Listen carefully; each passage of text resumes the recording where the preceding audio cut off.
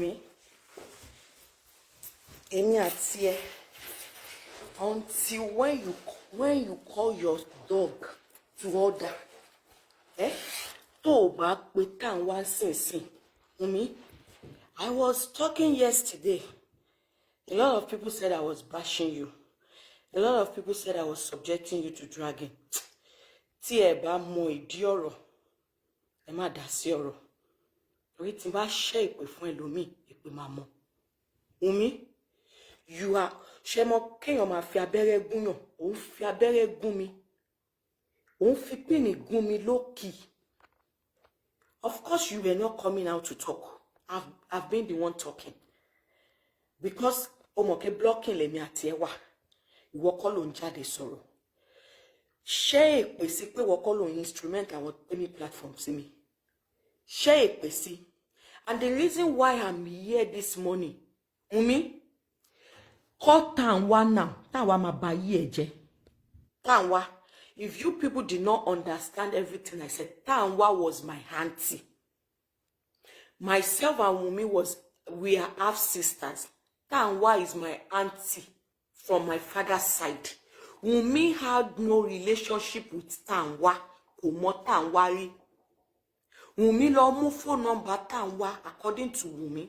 Ó lọ mú phone number Tanwa lórí phone ìyá ẹ̀. Just because ó mọ̀ pé mi àti Tanwa ń jà. I get along láti July last year. Ó lọ mú phone number Tanwa. Ó pè Tanwa wọ́n gang up against me. Ìyá Wumi, Tanwa gbé ìyá Wumi wọlé lẹ́yìn tí mo ṣèwé fún ìyá Wumi tán. Tanwa gbé ìyá Wumi wọlé. Gbogbo yẹn ò dùn èmi o. Àti kọ́ ni èèyàn kan náà ló mẹ́mi náà wọlé sí America. But now, Tanwa kò ní dá fún ẹ. Tanwa, ó máa ṣorí burúkú ni. You threatened to do two things after Wumi recorded me and sent my voice note to you. Wumi, I wasn't calling you. I wasn't calling you to... Àwọn olórí burúkú kan sọ pé èmi ń pè ẹ́ pé mo fẹ́ clinch ìmọ̀ ẹ so bad. Mo fẹ́ close ìmọ̀ ẹ so bad. Olórí burúkú yín ẹ̀ lẹ sọ pé Karimot, let's go. Fàbúrò ẹ mọ́ra. Èmi kò ní burú kí bàbá ló dọwọ́ mò ń lọ́rùn. Ìwọ ló ya àbúrò ṣì. I have siblings. I have 5 siblings from my father's side. Wọ́n dẹ̀ ń ṣe yamayama tó ń ṣe sí mi, wọ́n ń ṣe sí mi. I reach out to you. Àbúrò sábúrò. I called we got talking. We discussed to the point that I have to call someone to witness what our mother did to me. Wumi, you recorded me and send it to Tanwa. Fi gbogbo ìgbésí ayé ẹ̀ nǹkan tó ń dùn ẹ́ nínú fi búra sí pé wọ́n kọ́ ló record mi. Talẹ́ni tó wà lórí call yẹn pẹ̀lú mi àti ẹ̀. They now ask you, you lied that you were not the one. Wumi, bó síta bó ṣe ṣépè ńjọ́ kìíní àná tí àyàtì kó accuse ẹ. Wumi, bó síta kó ṣépè pé wọ́n kọ́ ló record mi fún Tanwa. Tanwa ó máa ṣorí burúkú ni o. The reason why I came out this morning, you said you were going to do 2 things when you go to Nigeria next month. You couldn't wait till next month. You did one already. You threatened to arrest that lady. You said you are going to arrest her.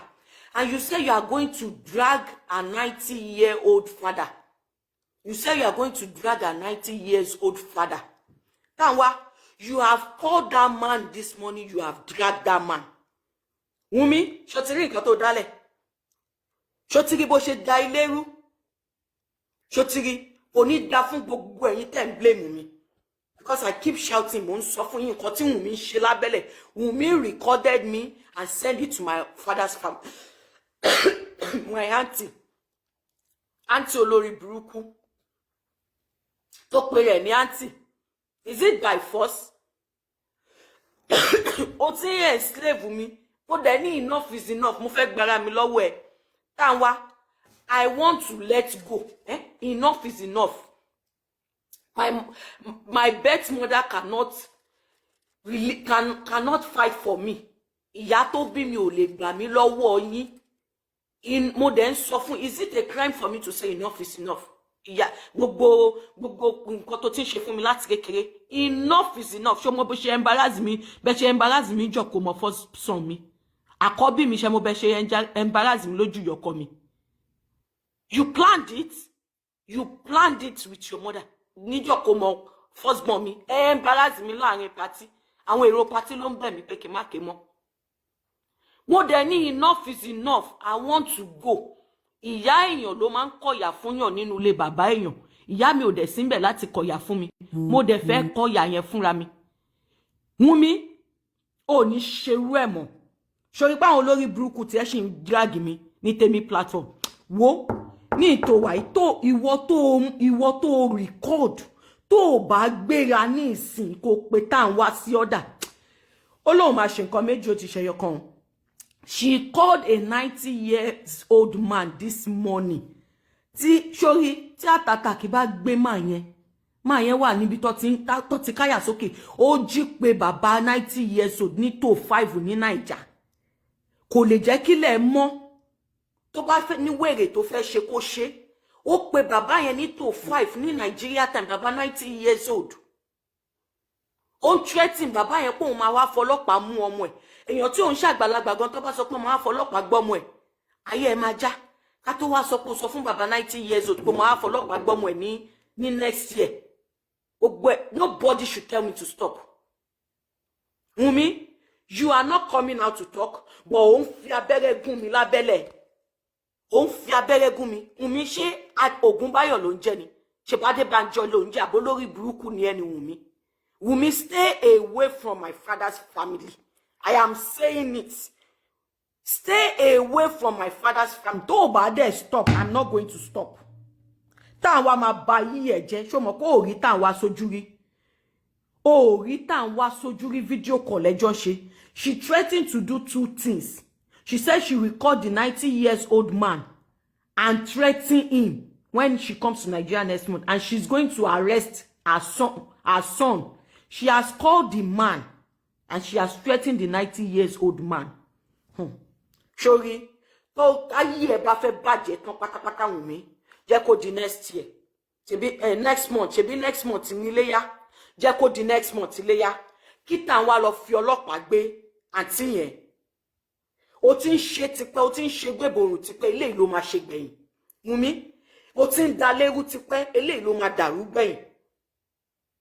Let her go. Tàn wá tó bá wá fi ọlọ́pàá, ṣó mọ̀ kó ti pé bàbá yẹn so ti threaten bàbá yẹn. Tàn wá tí ò bá fi ọlọ́pàá gbé àǹtí yẹn ní next month, kò ní dá fún ẹ. Ó máa ṣorí burúkú gbẹ̀yìn ayé ẹ ni. Tí ò bá fi ọlọ́pàá gbé àǹtí yẹn ní next month, you have threatened her father this morning. You have threatened her father this morning, a 90-year-old man. You called him around 5 o'clock this morning. And that man is terrified now. One oku threat kan. The second threat ni pé o máa lọ sí Naija, o máa lọ arrest àǹtí yẹn. O máa ná owó ọwọ́ èmi náà máa ná owó ọwọ́ ẹ̀. Owó ọwọ́ mi. Àǹtí yẹn ò lè lò tó bá lò 10 minutes ní station. Kò sọ pé ọmọ àlè ni mí. Ṣùgbọ́n Wùmí, ìwọ ló máa forí kó o. Ìwọ ló mọ bó ṣe ń record èèyàn tó ń send ẹ̀ káàkiri. Ayé ẹ̀ máa bàjẹ́ sórí social media ni. Because I was talking about it. And people said, forgive your sister. Forgive your sister. Which sister? A good sister will record her own sister and send it to the sister's father's family. And not just the family, the enemy of the sister. You know this person is an enemy to your sister. You stole, according to you, you went to your mother's phone. You took Tanwa's number. You took Tanwa's number from your mother's phone. You called Tanwa. Both of you started ganging up against me since last year, October last year. I'm coming out now because enough is enough. Remember, you and Tanwa started ganging up against me since October last year. As if before that, you took my biological father's phone number. My Wumi, gbogbo nǹkan tó ń ṣe àwọn followers ẹ tí wọ́n mọ̀. These are the things you've been doing underneath. Underneath. You only saw my biological father once at my wedding. I invited you to my wedding at Ikorodu Registry. You saw my father once. So inú wa bí ẹ títí o fẹ́ o rẹ ní fẹjọ́ sùn. Our mother gave you, your mother gave you my father's number. We were not the same father. Your mother gave you my father's number. You called my father the first time. You called him the second time. You called him the third time. Until when my father said, Wumi, oh, kì í ṣọmọ gidi. Wumi, oh, kì í ṣọmọ gidi lọ wá bí jókòó sí. Ẹ̀gbọ́n ẹ̀ tó ń fẹjọ́ ẹ̀sùn mi. Ṣó mọ gbogbo wàhálà tẹ́ ẹ̀gbọ́n ẹ̀ ṣe lé ẹ lórí. Ẹ̀gbọ́n ẹ̀ yẹn ló wá. Ṣé nǹkan tó yẹ kó fi sọ fún ẹ̀gbọ́n ẹ̀ rẹ̀? That was the reason why you stopped calling my father. If not, you will still be calling my father to report me. My father put you to your place. Wumi, see, threat méjì ó ti ṣẹyọ kan. Ó ti ṣẹyọ kan. Anything bá dẹ̀ ṣe bàbá yẹn, if anything happened to that man this morning, Wumi, if anything happened to that man this morning, mo máa bá yí ẹ̀jẹ̀ síbí báyìí.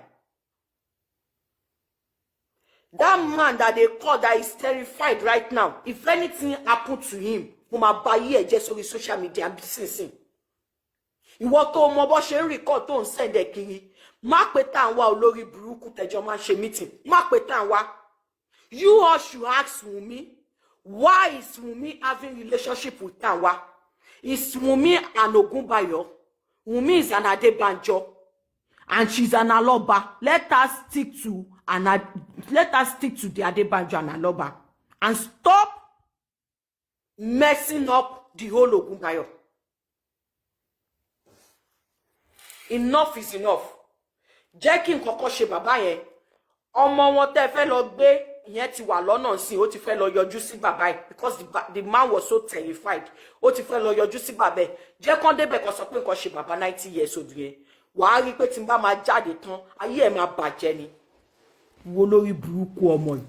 Daleru, you are not coming out to talk, but ofin go mi labele. I only called you and why are you recording me? Why would you even record me in the first place?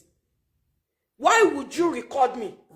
How can okay, you are saying she's my blood sister, she's my blood sister. If she's my sister, why will she record me? So this life has turned to something else. You cannot even have, so it is so crazy now. You can't have a conversation with your own siblings anymore. So the life now have turned to social media life. You can't have an honest conversation with your own siblings anymore. She recorded record me, butter. Wumi, butter, if you do not record me and send it to Tanwa, butter. What it Tanwa ma just shori buruku papọ̀ ni. Kò ní dá fún ẹ láyé. Àti what it Tanwa kò ní dá fún ẹ. Ṣebí o mọ bó ṣe máa ń ṣe disclaimer sórí page ẹ. Why tó ṣe disclaimer sórí page ẹ pé káwọn olórí burúkú tó kó jọ lórí Temi platform gbogbo yín, you've been dragging me since yesterday. Me, I'm not scared though. I'm not scared. Ẹ̀yin lẹ máa báyé Wumi jẹ́.